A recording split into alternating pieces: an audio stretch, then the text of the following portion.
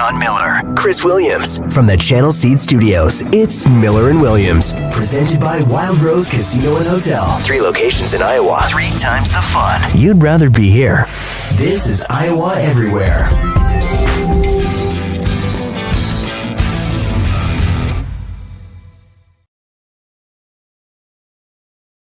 Well, hey, everyone. Welcome to Miller and Williams here on the Iowa Everywhere Podcast Network. We're here in the Channel Seed Studios. I am not Chris Williams, obviously. I am Matty Van Winkle. John Miller, how are you, my friend? I'm good. I was thinking of all the nicknames I have for you in my head, and I'm just going to go with Van Winks today because otherwise, Van Winks. Yeah, you might have family watching. I don't want to be disrespectful.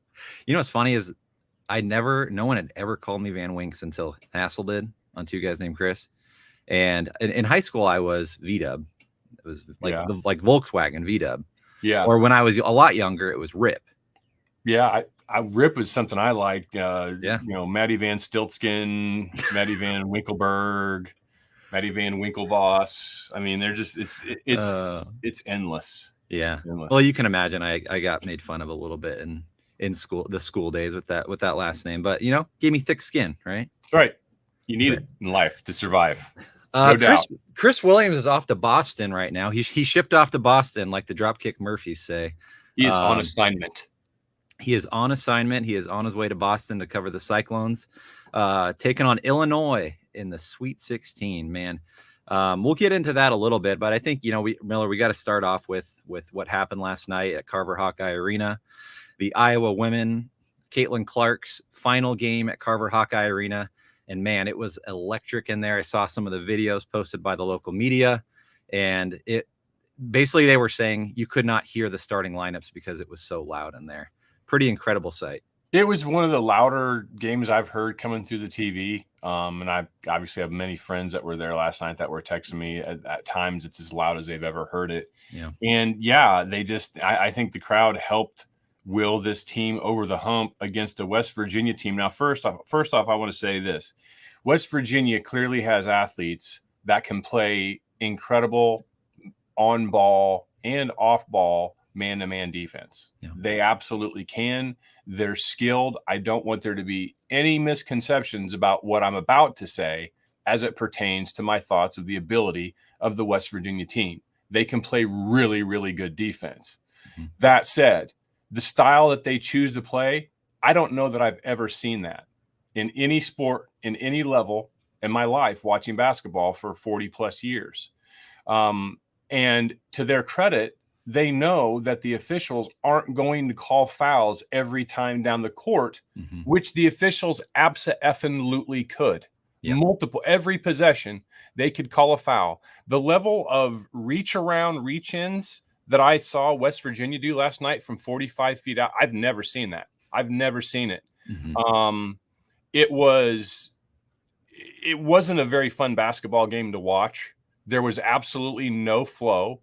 And when you read the letter of the law of basketball, and by the way, folks, if you've never heard me go on a rant about this, I've been saying this for years about Big Ten basketball. I could say the same things about Big 12 men's basketball now. Mm-hmm. It is not freedom of motion. Get your effing hands off of the player with the ball, off ball. I get that down the blocks, people are going to lean into each other. Probably not going to stop that because you're trying to establish position.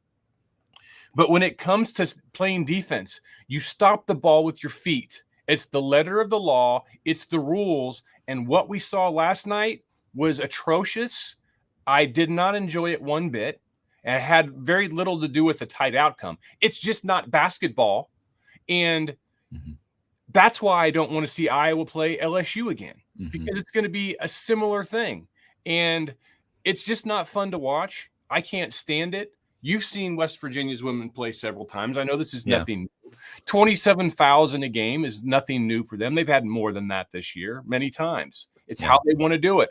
And I think that when they get more skilled offensive players on their roster, they probably may do that less, but they don't have many skilled offensive players on their roster. I mean, Iowa was playing a triangle and two quite a bit because they only had 2 legitimate scorers on their team. So, yeah, man, I did not enjoy it one bit. That's not basketball. It's something else. And I don't know. Am I Yeah. whining too much, Matty? Well, the thing is, it is what it is. I mean, and you got to give Iowa credit.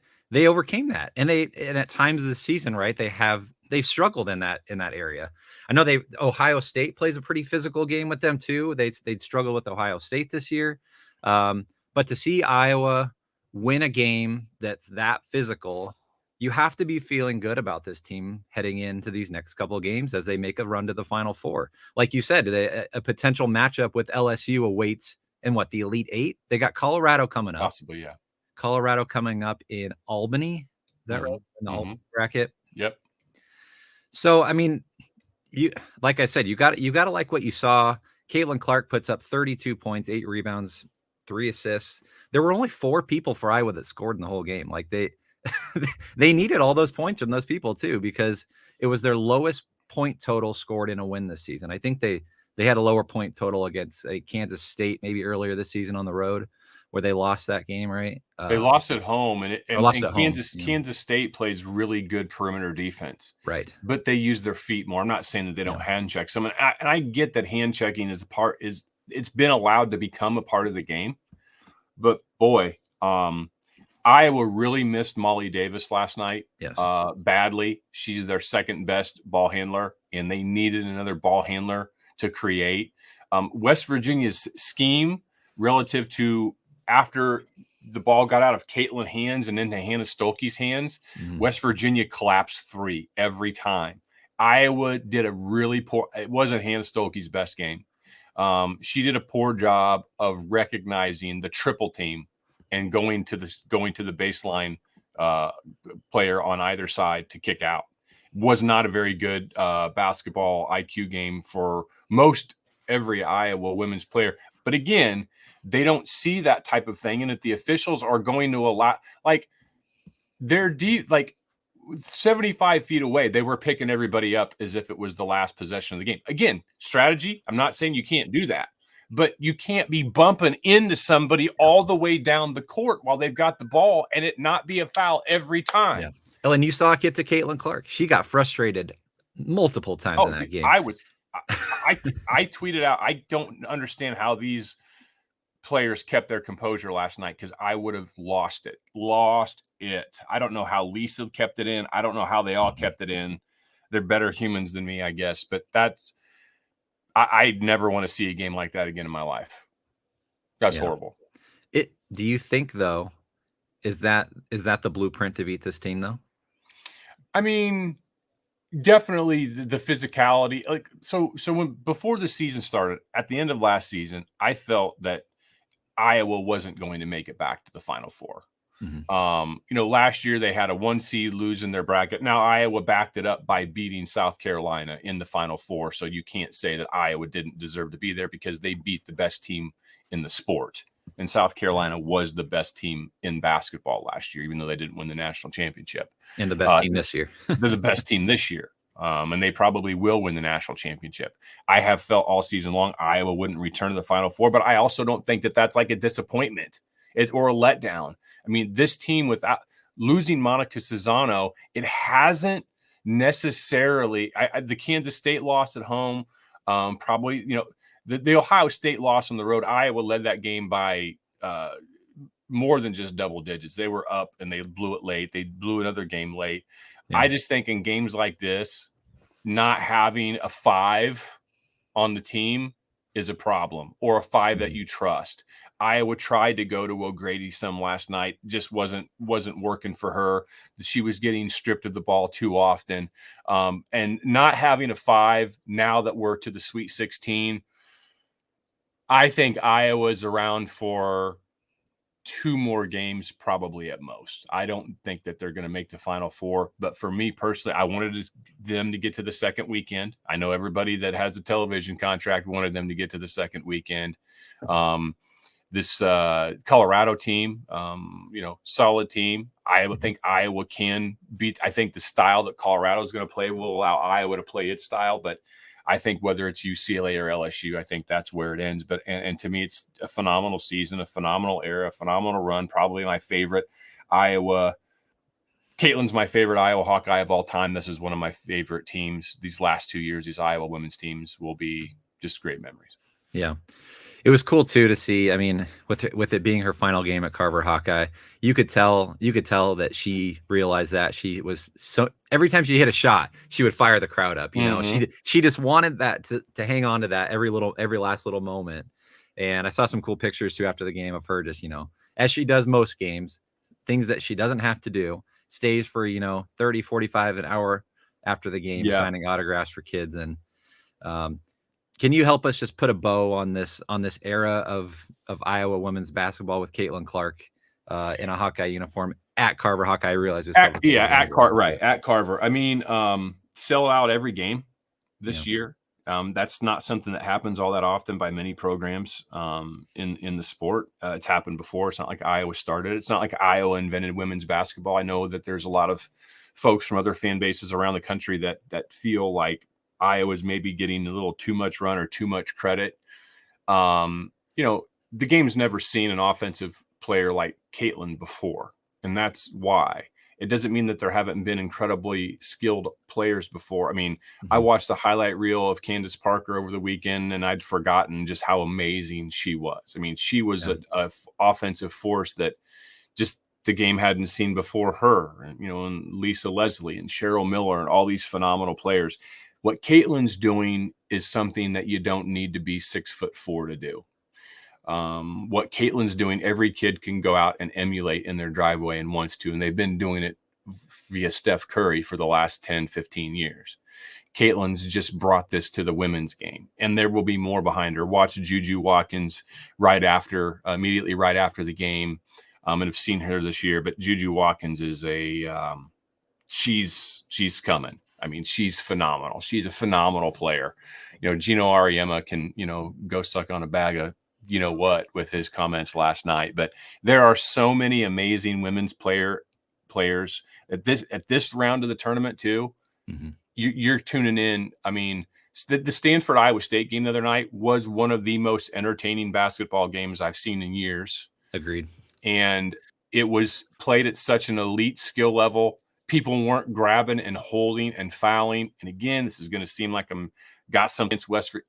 They're doing what they got to do to compete, and it's the ref's fault. It's the sport's fault. It's not West Virginia's fault, in my opinion. But man, there's just so many unbelievable players, and the women's game is getting so much love and attention. I think Iowa helped that as we come back around to the Carver Arena era ending for this team. Iowa women certainly contributed in a great way to that. They didn't invent it, but I think they were a significant catalyst for this next boost up in the appreciation and visibility of women's college basketball. Miller and Williams here on the Iowa Everywhere Podcast Network. We're presented by the Wild Rose Casino in Clinton, Emmitsburg, and Jefferson. Miller, I was looking at my my Time Hop. Do you know what Time Hop is? Yes. It's like that app that tells you what you were doing a year ago. You don't think I know because I'm old? Yeah. There's the Facebook memories. I don't know. You might be more of a Facebook memory. I know it's a boomer thing, right? Do you remember what we were doing a year ago today? Oh, I don't even need memories for that. A year ago today, 26th of March, we were loving life and down in Fremont Street in Vegas, probably just waking up thinking when we're going to go to Benny's again, getting our bets in. It was the best week of my life. It was incredible. Man, we got to get back there. But if we can't get out to Vegas, we got to go visit our friends at Wild Rose. Absolutely. Wild Rose Casino up in Clement, Emmitsburg, and Jefferson. I was looking, they've got some good concerts coming up. They got some May, June, July concerts coming up this summer too, in all those different locations. So give them a check them out online, Wild Rose Casino. You mentioned a little bit about the Iowa State women's game. It actually, there were some similarities in how that game between the Iowa game yesterday and that Iowa State women's game were played. Both very physical games. One had a little bit more offense than the other. But you mentioned, a player like Audie Crooks. And it's something I wanted to ask you about too, just how when you watch her game, do you think there's a possibility that she could not reach the Caitlin Clark level, but be one of the top 3, 4, 5 best women's players in the game? Because I certainly think she has that capability. Now, we saw some limitations in her game, obviously, when she gets thrown up against people with length, when people are really physical against her, she does tend to do kind of the same thing. She needs to work on her post game just a little bit, her up and under moves. But to me, just her personality, her story, the way she plays. I mean, she dropped a 40 points in that first round game. So that tells you everything you need to know. When you see her game, and I know you watch the game, what do you see in her that maybe she could become the next big star here in this state and maybe for the women's college basketball game? I think I liken it to like when I saw AJ Epinesa come in as a freshman for Iowa's football team. Yeah. He was horrible at containment responsibility as a defensive end, but he was just such a force of nature that you could live with that. And Iowa carved out a role for him. Well, Audie didn't, I think that Bill kind of eased Audie in a little bit. I mean, obviously it didn't take long to realize that she belonged out there 30 plus minutes a game. As a true freshman, she averaged almost 20 points a game, almost 8 rebounds a game. So right then and there, when you look at those numbers and you look around college basketball, the number of players that are doing that is probably less than 20, I would say. So she's already statistically there. I think for Audie, this offseason, especially the year that she just had of experience, is going to be refining the nuance to her game. She obviously can bang and play a physical game with people. But when she did come up against people that were taller than she was, it's not like the women's game is an above the rim game. It's not. It relies more on fundamentals. It relies more on footwork. Audie becoming better skilled with that pivot foot, facing up to create space, then can go back to the back end game, the up and unders. It's really just that the nuance, the details of good post play and what good post players do. And I'm not saying she doesn't have any of that, but just to refine those skills. And then she's going to be pretty much an impossible out. You saw what happened. I think the Stanford game is something that she's going to play on rewind in her head the whole year. She was like, 3 of 20 or 4 of 21 or something like that from the floor. And Stanford has that size, and they have more than just one. And Audie did a good job of getting them in foul trouble too, but she was also in foul trouble, fouled out of the game. I just think for her, it's refining the fundamentals of post move, the mic and hooks, the up and unders, the pivot foot.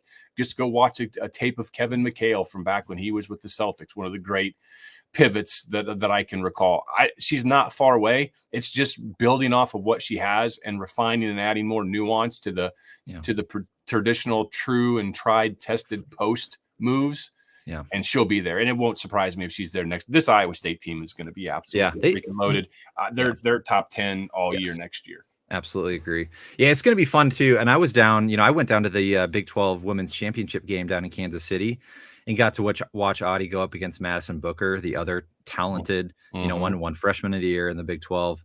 Just an unbelievable player. I think Audie could learn a little bit from her game, honestly. No doubt.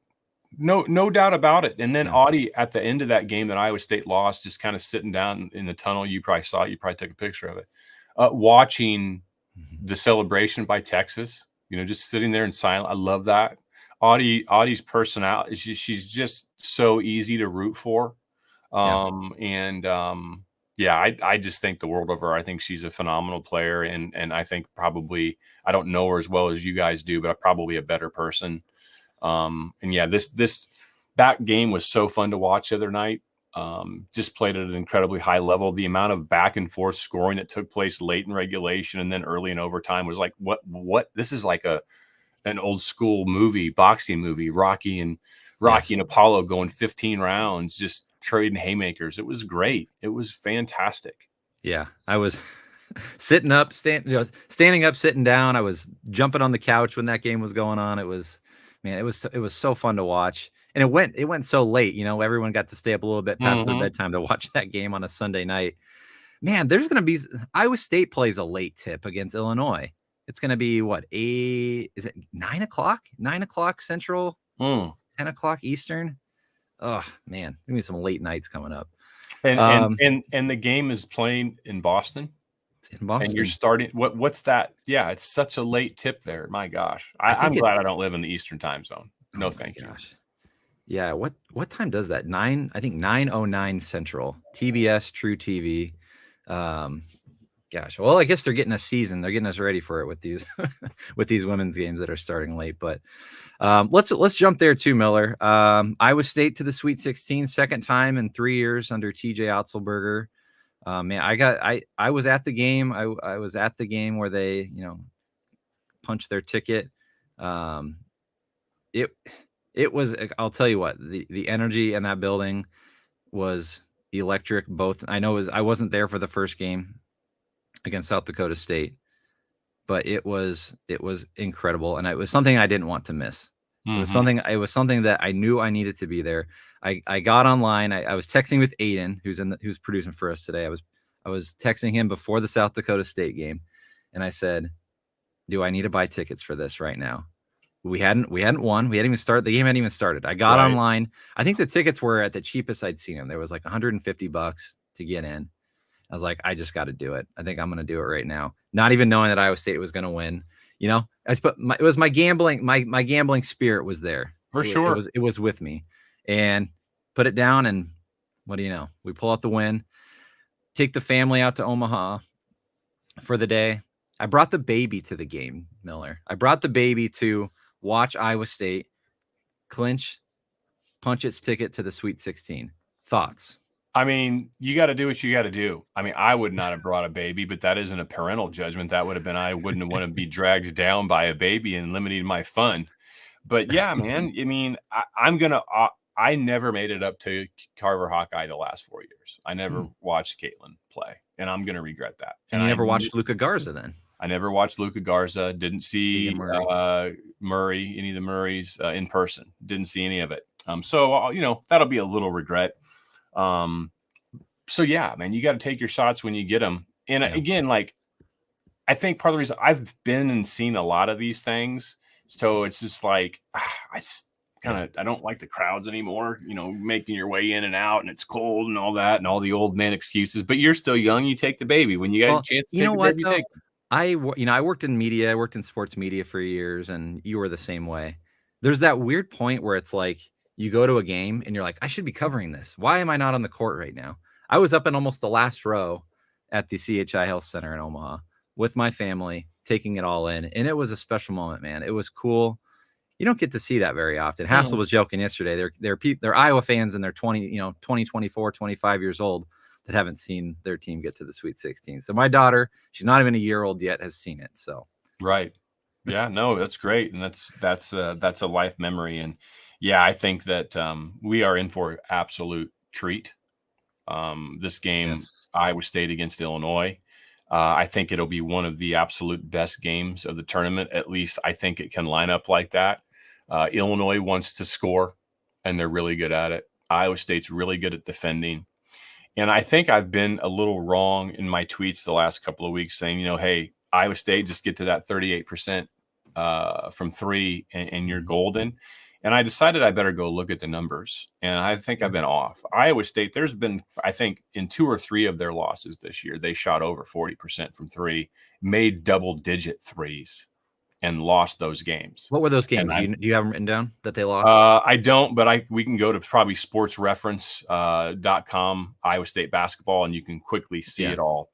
But what it does look like is it's free throws. In the commonality that I saw in the games that Iowa State lost, the most common thing I saw was Iowa State really struggling from the free throw line, which, you Iowa State fans know this. So I really think that that's what it's about, because both of these teams have players that can get to the rim off the dribble. Illinois, Shannon is a really, really good offensive basketball player. Domasek, very solid player, very solid shooter, good mid-range game. Coleman Hawkins, I kind of feel is like their X factor. Tall, lanky guy.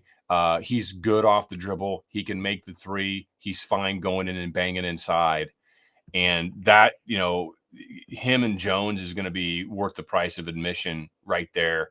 Iowa State can do all these things too. It's just going to be whose will is going to come through with how the game's played.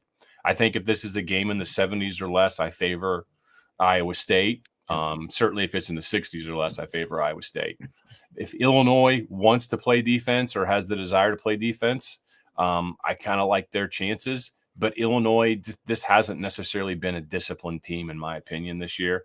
Iowa State, I think, is I like Iowa State's chances based upon what I've seen from them this year to be comfortable and disciplined to stay within themselves more so than I see that from Illinois. I think Illinois can be drawn out, say, okay, we'll play this. And that's not what their coaches will want. So the chess match of who's going to budge, who's going to relent and give into the other person's style will be interesting. It's going to be really tempting for Lipsy, though.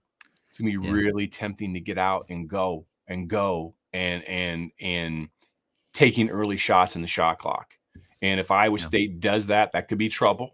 Now, if they're making them, okay. But that's not the kind of game I think Iowa State wants to get in with Illinois. I would guess Iowa State puts Lipsy on Shannon, right? I mean, there's definitely a height mismatch there. I don't think Lipsy's 6'2", 6'3", Shannon's 6'6". So that will be a really fun matchup to watch. Your best defender against one of the best offensive scorers in the game. Best offense versus best defense, man. Hopefully it lives up to the bill. Are they? You're right. So yeah, Ken Palm, Iowa State with Houston's game that went to overtime. Yeah, they dropped at least a spot, and Iowa State has taken back over that number one spot in defense. Illinois, obviously the number one offense in the country. So, it's interesting with Illinois too, being that type of an offense. Illinois' 3-point, they're 105th in the country relative to the percentage of points they score via the three. So they're not, that's top third, a little better than top third, but they are 21st in 2-point percentage. So they are a team that wants to get in the paint.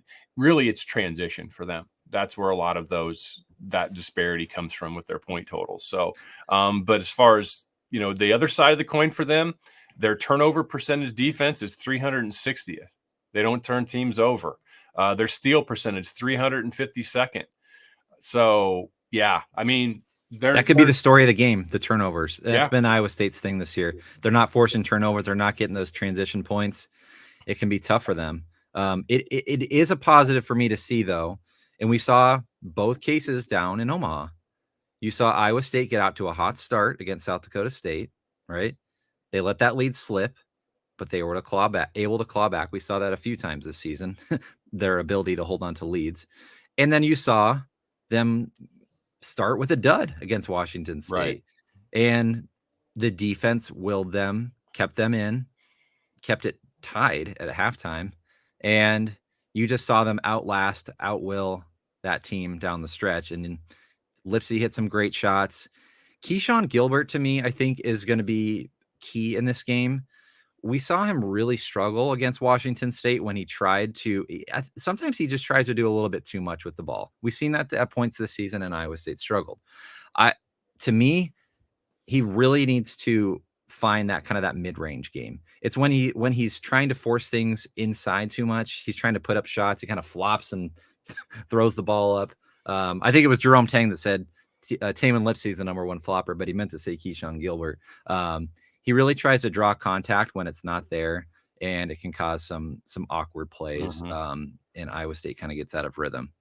I think it's up to him. And I said it all season. Milan Momcilovic needs to be making shots. You saw him against South Dakota State hit his first few shots, and the offense got rolling. They started clicking. He is going to be key in this game, especially against a lengthy Illinois team. But that was the question mark going into the Washington State game. Washington State's the longest team second longest team in college basketball. Iowa State, we could see it early on. They were turning the ball over. It was a problem for them in the first half, but then they spaced the floor a little bit more, started creating some turnovers, like I said, and that offense really opened up. They started hitting shots. Taman Lipsy really kind of took over that game in the second half. So, man, it'll be fun. I'm locked and loaded. I'm ready for this game, but we know what awaits if they win that game in the Elite Eight. UConn. So the best team in college basketball right now. And that game absolutely scares me if they can get past it. But any final thoughts on this game before we move on? Yeah, I had Auburn beating UConn, and Auburn just went and laid an egg. You just can't trust. You can't trust Auburn. Illinois fans would agree. You can't trust Bruce Pearl. I'll say one more thing too. I will say one more thing too. the crowd, we talked about this a little bit on Two Guys Named Chris. The crowd down in Kansas City absolutely willed this team, pushed them over the top against a great Houston team. We saw a similar thing in Omaha. Fans making the trek over. That place was absolutely Hilton West. You're not going to see that in Boston, unfortunately. UConn fans have bought up all those tickets weeks ago, and that place will be 90% UConn fans, unfortunately, for Iowa State. My day job working for the Alumni Association, we had a charter plan. We were gonna take a bunch of fans out there, and we didn't sell it out. So we weren't able to do that, and we're not going to be able to take those people to Boston. And I think there's part of that is just the fatigue of travel. I think Iowa State fans spent 3-4 days for the women's tournament, went back down the next weekend for the men's tournament, drove to Omaha, spent a few days in Omaha. So I think there's some fatigue there. Boston is very expensive. The flights out there are not cheap. The hotels, Williams was saying, is minimum $500 a night out there.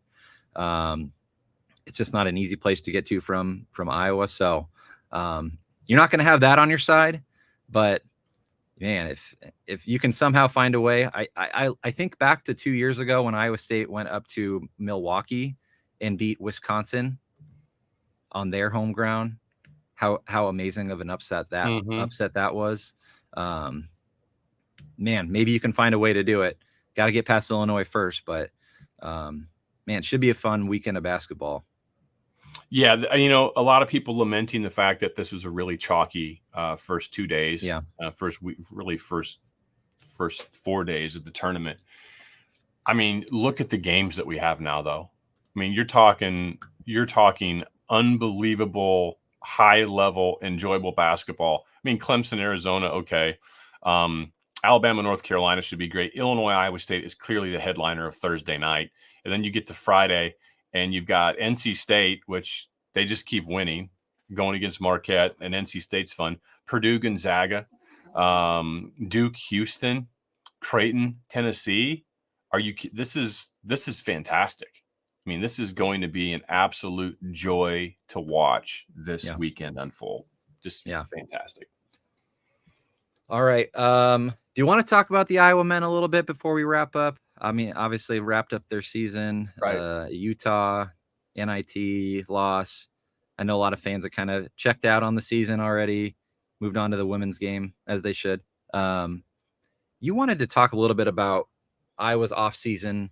Yeah. Kind of where do you see this team moving in the offseason? What does Fran McCaffrey need to add? What is the makeup of this team even? I guess I'm not even sure who they lose. I know there's a chance Peyton Sandfort might head to the NBA. That would be a huge loss for this team. I guess there's still some unknowns with this Iowa men's team, Miller, but what do you hope this team does? What do you hope Fran McCaffrey does in the offseason? Granted that he's still the head coach. I think he will be, but what are your hopes and wishes for this program? Right. I mean, I think Sanford should and will go through the evaluation process that the NBA affords that college players are allowed to do. And whether he comes back or not, I don't know. Obviously that'll have a big impact on, the ceiling for next year's team. I don't think that you're going to see Tony Perkins come back. I think he was considering last year. He's a 4-year player now, and honestly, it's time probably to go get paid. His NBA draft stock isn't going to go up by staying around another year. If anything, at this point in time, it's only going to probably hurt him. And, he's probably a long shot to make an NBA roster anyway, but he can make really good money playing in Europe for 10 to 15 years.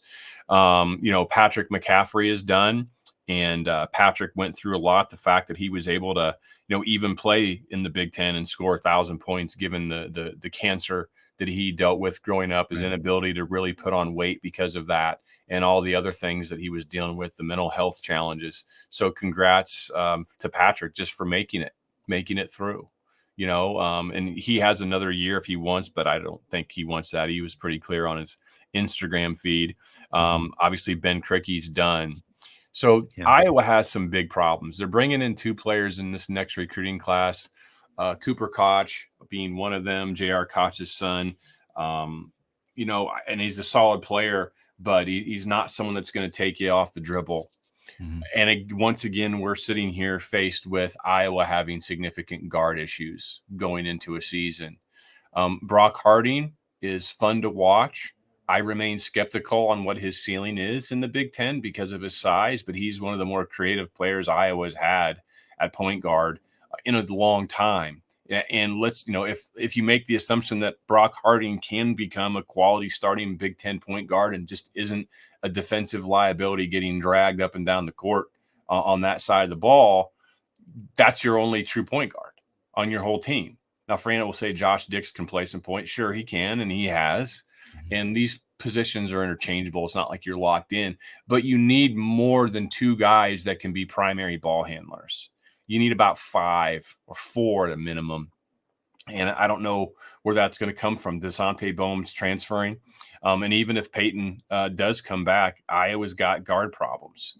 And they don't have depth. And you say, okay, well, it's the transfer portal era, so you shouldn't be as concerned because you can just go out and snag a few people. Well, Iowa, outside of your 10th year 6'8", white guy from a mid-major conference, they haven't been able to do much in the transfer portal that regard. And a problem that Iowa has, and I called somebody yesterday I reached out to somebody yesterday prior to the show, knowing that we were going to talk about this. And this person is very connected with the Iowa basketball program and has been for a long time, and we'll leave it at that.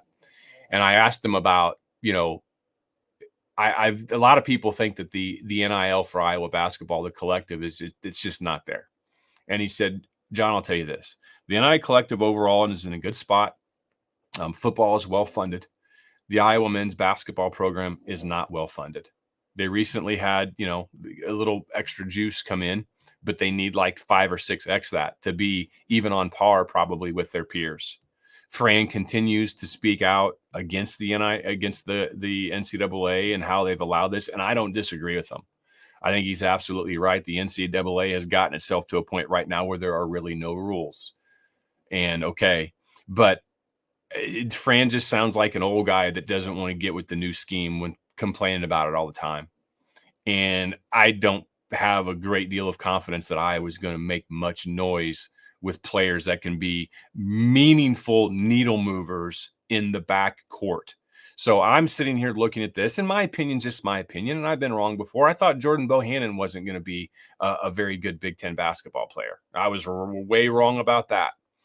But I just don't see a team that can probably finish in the upper half of next year's Big Ten. I don't. And I'm not saying that I think Iowa should be a top 3 Big Ten finisher every year. I understand the realities of it. The Iowa basketball job has so many inherent built-in things to overcome that so many of their peers in the league don't have.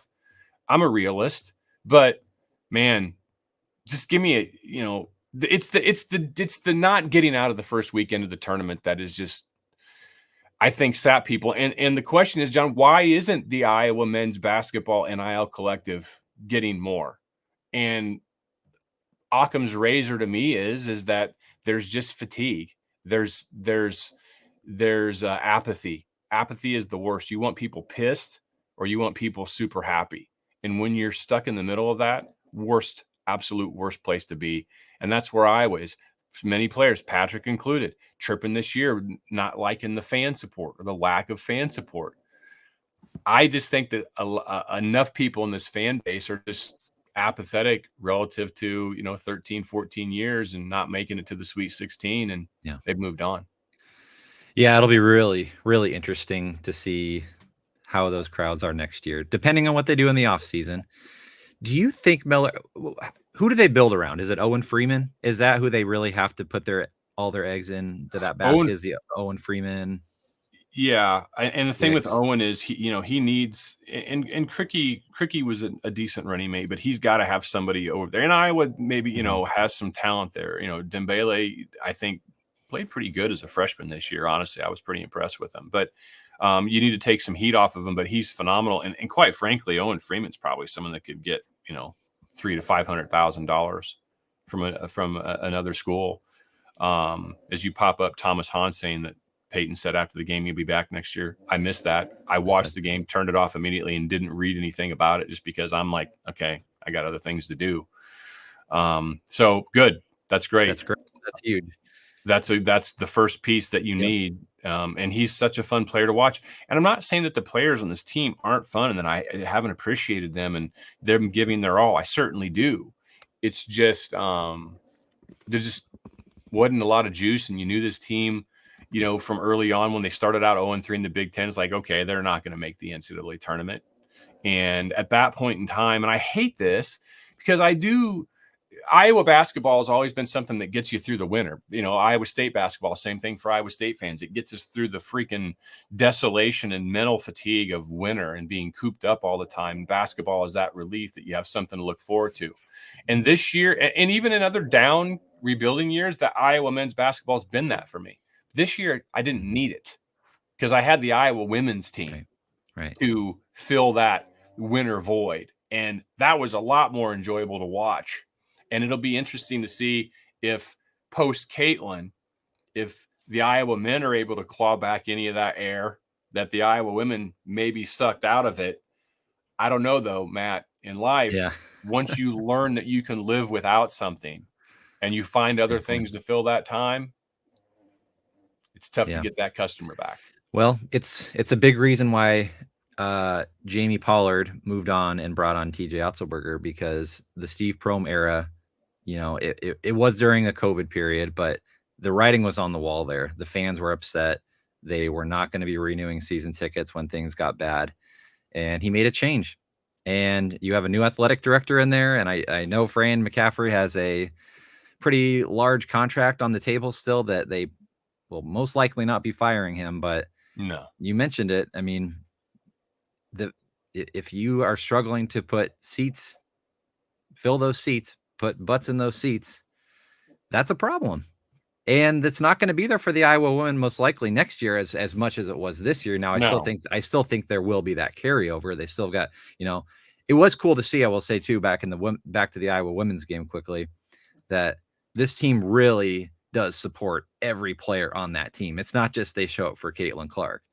They are cheering just as loud for her as they were for those other players in the starting lineup. So that's pretty cool to see. I'm sure there will be some carryover with those fans, not to the extent as it was this year. I know they've got some talent coming in, but man, it'll be an interesting off season for the Iowa men's basketball program, obviously. So, I mean, it feels a little bit like the end of the Tom Davis era for me, honestly, the apathy. I mean, after, BJ Armstrong, Roy Marble, and Ed Horton had their senior year in 1989, that ended, unfortunately, with a loss in the second round. Thank you, Hunter Rawlings, president, for Ray Thompson not being eligible, you idiot.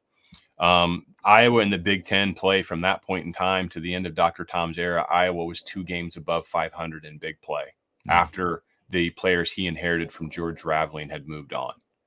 And then he went into that last year. It was a lame duck year. Everyone knew that was his last year. And of course, that's the year that Iowa makes it to the Sweet 16, which is the last time Iowa made it to the Sweet 16 was 1998-99. That's the last time. And I think that we're at a similar situation right now. Fran McCaffrey, just like Tom Davis, the all-time winningest coach in the program's history. But apathy is Iowa's biggest opponent right now. It's not the other players and the other teams. It's apathy. Yeah. Go ahead. I want to remind people too, the DRF Sportsbook is one of our great partners here at Iowa Everywhere. Go ahead and download that app before the weekend's games, Thursday, Friday, Saturday, Sunday games. Check that out. We've got, I don't know if you've used that app, Miller. I know they're only in Iowa, but I don't know if you've been back in Iowa and used the app, but that is my betting app of choice right now here in the state. They've got so many betting options. It's really a nice app. Really give a lot of credit to them. And I drove right past the lake. I think it's Lakeside Casino is their partner down there. So down in Osceola, get them, check them out. DRF Sportsbook. They probably do parlays, right? Everywhere. They do parlays. And tell us about your heater last weekend, Miller. You were just nonstop texting me all your winning tickets. I'm sorry I buried the lead here, but the parlay prince was at it again. You didn't bury the lead. And the thing, Chris Williams on his show yesterday. Miller's the kind of guy that only sends you his winning tickets. Do any of you out there know anybody that sends you their losers? I did. I sent you my losers. Well, okay, we send losers when it's like a bad beat, Yeah, I had right? a Because couple we of all those. need to commiserate. But you don't just send somebody a random losing ticket that you lost, you didn't cover by 8. Who gives a crap, Williams? So don't be an idiot. So like last year when we went to Vegas, I took some winnings from the football season, specifically set aside for the NCAA tournament. So I had $1,200. All right. I didn't play anything on Thursday, didn't play anything on Friday.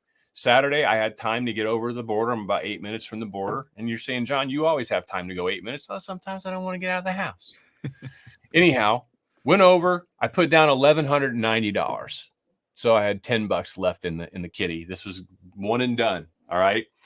And I hit on 3 parlays. 1, 2, 3, 4, a 6-legger, a 7-legger, and a 4-legger. I won $4,998. All right. Then on Sunday, we only profited 16. Well, we didn't profit 1658. We only profited 800.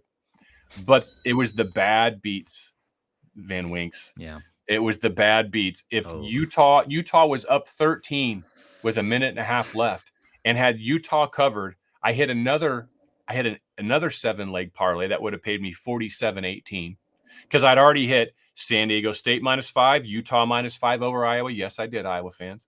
UConn -13.5, Bama -5.5, and Duke -6. All of those hit. I just needed Houston -8.5. So yeah, I would have won almost $6,000. That would have been the $10,000 goal that I have. My goal is always to try to get 1,000 to 10,000. We're not done yet. I've already brought $3,000 home. I've got 2,500 to play with this weekend, trying to get to that 10,000 point. That's my goal. I'll get there.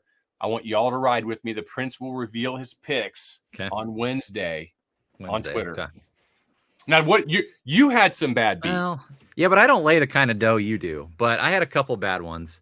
I had the only reason I'm laying this dough is because it's house money. All right. True. I don't build the kitty up. True. When we get to next September, it's 10 here, 25 there to build it up. Okay. Hey, Zoomier would be proud of you, Miller. Oh, she would. She would. I had the over in the Duke game. I had is at 148.5. It finished at 148. Oh my gosh. Brutal. I had Marquette. I had Marquette -4.5 to cover. They won by 4. So I had a couple of those. You know what's crazy? I was on the DRF Sportsbook app. They gave me a nice little $10 free bet. I said, thank you. I'm going to do something with that. And I turned that $10 into $100, and then I went and lost it all. So the roller coaster.